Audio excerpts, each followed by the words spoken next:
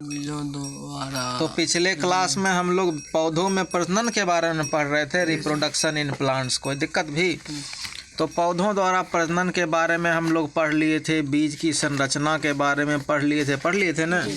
आज जानते हैं बीजों का अंकुरन, इसके अंदर क्या क्या होता है। बीजों से नन्हा पौधा निकलने की प्रक्रिया को अंकुरन कहते हैं। तो सबसे महत्वपूर्ण बात क्या है, अंकुरन पहले कहते किसको हैं, ठीक है। तो बीजों से नन्हा पौधा निकलने की जो प्रक्रिया है उसे अंकुरन कहते हैं। बीज क्रमिक अवस्था में उगते हैं। क्रमिक मतलब थोड़ा थोड़ा धीरे धीरे उगता है। जब बीज को मिट्टी में बोया जाता है तो सर्वप्रथम बीज मिट्टी से नमी अपने में सोखता है। जैसे ही बीज बोया गया वैसे ही बीज जो है मिट्टी से क्या सोखता है, अपने में नमी सोखता है। क्या सोखता है? नमी सोखता है। अपने में नमी सोखता है। क्या सोखता है? नमी सोखता है। नमी मिलने से बीजावरण मुलायम हो जाता है। नमी मिलने से क्या होता है? बीजावरण मुलायम हो जाता है तथा फूल जाता है। मुलायम होने पर क्या होता है? फूल जाता है। और धीरे धीरे बीजावरण फोड़कर या भ्रूण बाहर आ जाता है। तब क्या होता है? देखता ही है बीज कैसे बढ़ता है। सो थोड़ा थोड़ा मुलायम होके पहले नमी लिया, फिर वो फूल गया। फूल के क्या होता है? वो फोड़ के अलग हो गया। फोड़ता है ना, ठीक है। भ्रूण बीज पत्रों में संग्रहित भोजन का ही उपयोग करता है। तो जो है भ्रूण कहाँ से भोजन करता है? जो बीज पत्रों में जो संग्रहित भोजन है वही करता है। परांकुर सूर्य का प्रकाश प्राप्त करने के लिए ऊपर की ओर तथा जड़ें मिट्टी से नमी एवं आवश्यक लवण अवशोषित करने के लिए नीचे की ओर बढ़ते हैं।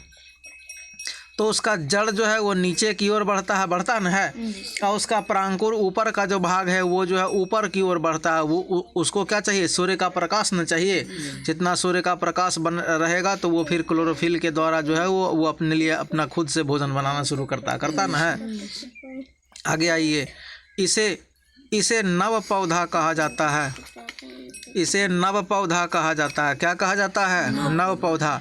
फिर धीरे धीरे इस पौधे में से हरी पत्तियां निकलने लगती है। क्या निकलती है? हरी पत्तियां। अब हरी पत्तियां पौधे के लिए भोजन बनाने का काम प्रारंभ कर देती है। क्या करती है? पौधों के लिए भोजन बनाने का काम। हाँ, अब जो है ये भोजन बनाने का काम प्रारंभ कर देती है। धीरे धीरे बीज पत्र सिकुड़ने लगते हैं। क्या मतलब क्या होता है? सिकुड़ने लगते हैं, क्योंकि इनमें संग्रहित भोजन की मात्रा समाप्त होने लगती है। क्या होता है? संग्रहित भोजन की मात्रा समाप्त होने लगती है। इस प्रकार बीज से पौधे का जन्म होता है। बीज से किसका जन्म होता है? पौधे का जन्म होता है, ठीक है। बीज के अंकुरन के लिए आवश्यक स्थितियाँ कौन कौन सी स्थितियाँ हैं बीज के अंकुरन के लिए? बीज के अंकुरन के लिए वायु, जल। बीज का अंकुरन कब होता है? वायु, जल तथा उचित ताप की आवश्यकता होती है। क्या आवश्यकता होती है? उचित ताप की। बीज के अंकुरन के लिए ऑक्सीजन की आवश्यकता होती है। किसकी आवश्यकता होती है?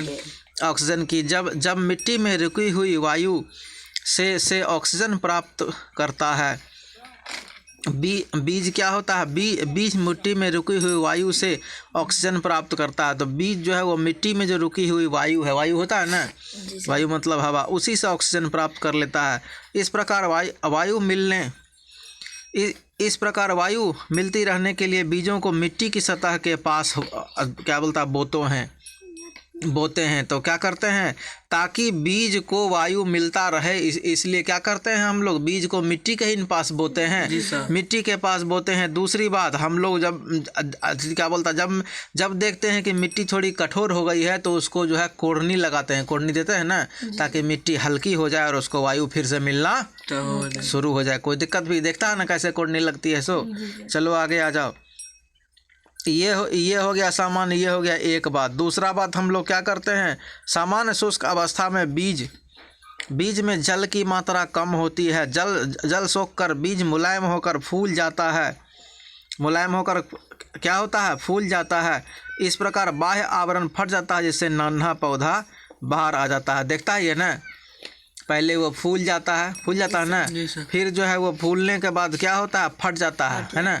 जी सर। फटने के बाद क्या होता है, उससे नन्हा पौधा बाहर आ जाता है। अब आ जाइए तीसरे नंबर में क्या देखना, बीज के अंकुरण के लिए उचित ताप की आवश्यकता होती है। कितने ताप पर बीज अंकुरित होते हैं? उचित। भिन्न बीजों के लिए भिन्न ताप की आवश्यकता होती है।